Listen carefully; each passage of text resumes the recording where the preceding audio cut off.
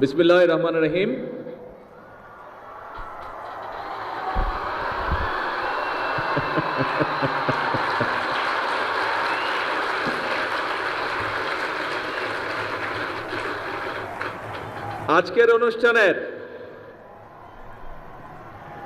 আজকের এই নতুন করে স্পোর্টস অনুষ্ঠানের চিফ গেস্ট কারা কারা বলেছি আমি।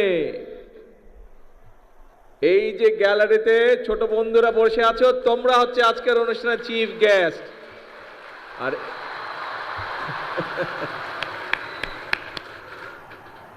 আমার আজকের এই নতুন করে স্পোর্টস অনুষ্ঠানের সম্মানিত ছোট বন্ধু চিফ গেস্টরা এবং অনুষ্ঠানের সভাপতি সহ আমন্ত্রিত অতিথিবৃন্দ, আসসালামু আলাইকুম।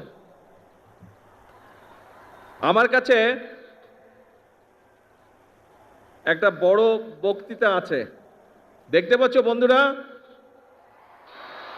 কিন্তু তোমাদের বক্তৃতা শুনতে ইচ্ছা করছে, আমার কিন্তু বক্তৃতা দিতে ইচ্ছা করছে না।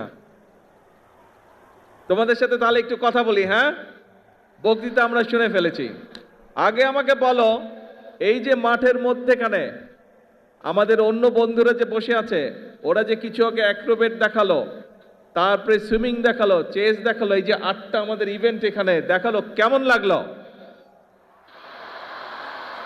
তোমরা এনজয় করেছো সবাই? তাহলে আমরা ওদের জন্য একটা জোরে ক্ল্যাপিং দেই।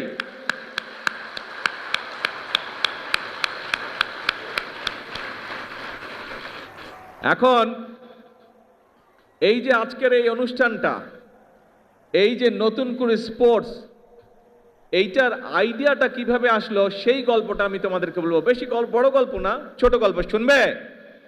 কে কে শুনবে? হাত তোলো তো, কে কে শুনবে? Very good. আচ্ছা, ঠিক আছে। এইটা প্রায় 4.5 বছর আগের কথা। আজকে থেকে 4.5 বছর হবে। 4.5 বছর আগের কথা। আজকের যে এই যে আমাদের স্পোর্টস মিনিস্টার আমিনুল, এই আমিনুল গিয়েছিল লন্ডনে আমার সাথে দেখা করতে। তখন আমি লন্ডনে থাকতাম। তো আমিনুল এসছে, আমার সাথে কথা বলছে। তো ওকে নিয়ে একটা রেস্টুরেন্টে খেতে গিয়েছি।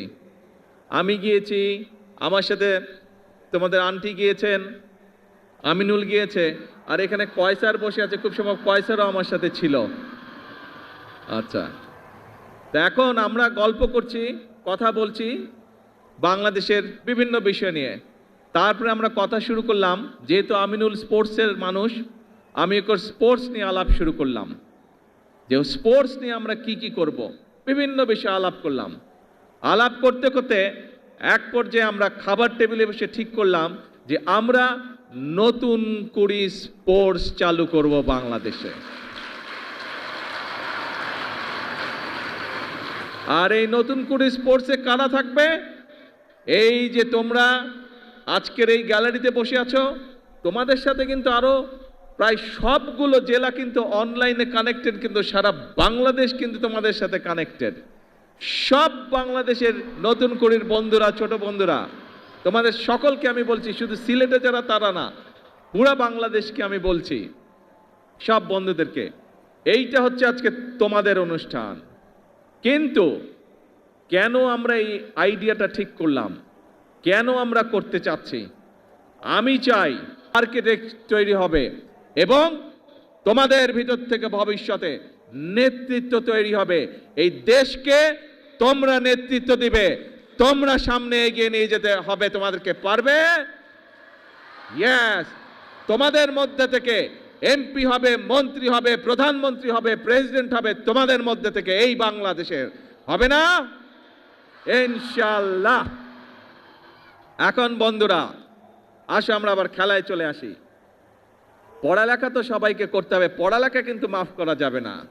কিন্তু পড়ালেখার পাশে প্রত্যেককে খেলতে হবে, খেলতে হবে, নিজেদেরকে তৈরি করতে হবে।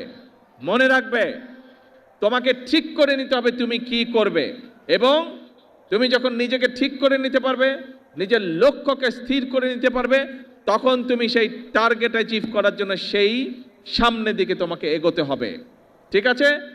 খেলার ক্ষেত্রে হোক, পড়ালেখার ক্ষেত্রে হোক, সরকার থেকে আমরা আমাদের দেশের যেই সামর্থ্য আছে, যতটুকু আমাদের ক্যাপাবিলিটি আছে, আমরা আমাদের ছোট বন্ধুদের পাশে আছি। কেউ খেলোয়াড় হবে, কেউ গায়ক হবে, কেউ মিউজিশিয়ান হবে, এক একজন এক একটা হবে। সরকার, রাষ্ট্র তোমাদের পাশে আছে।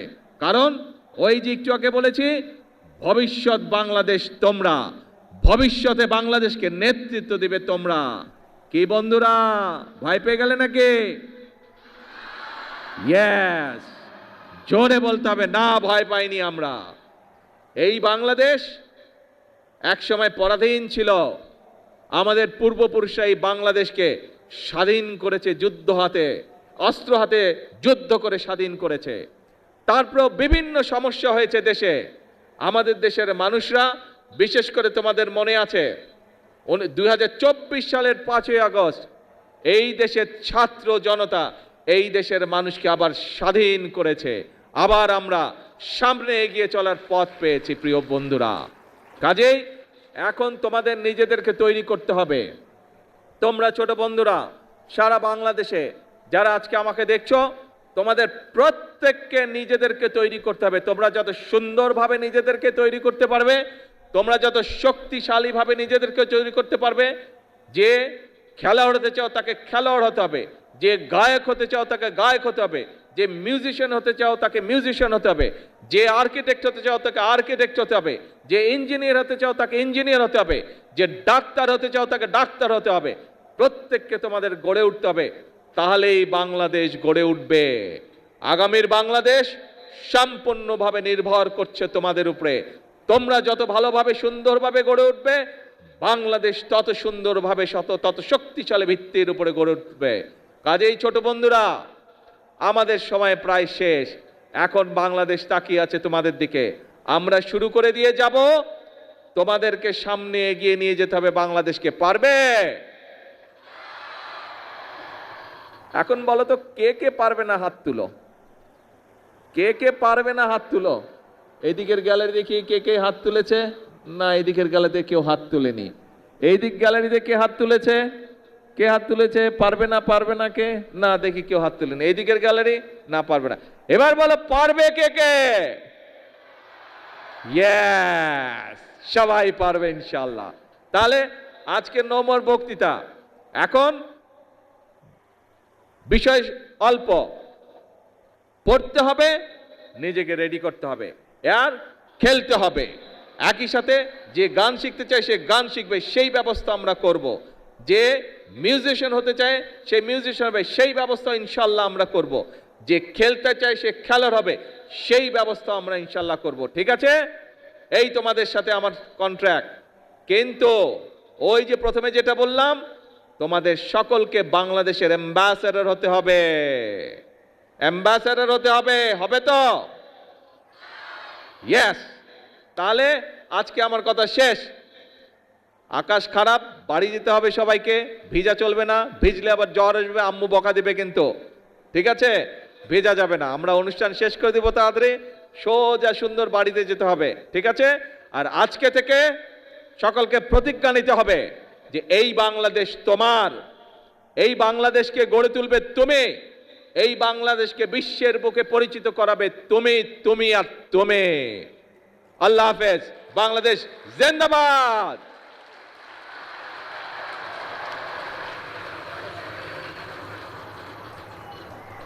ছোট বন্ধুরা, আনুষ্ঠানিকভাবে এখন তোমাদেরকে সাথে নিয়ে আমরা নতুন করে স্পোর্টস আনুষ্ঠানিক উদ্বোধন ঘোষণা করলাম।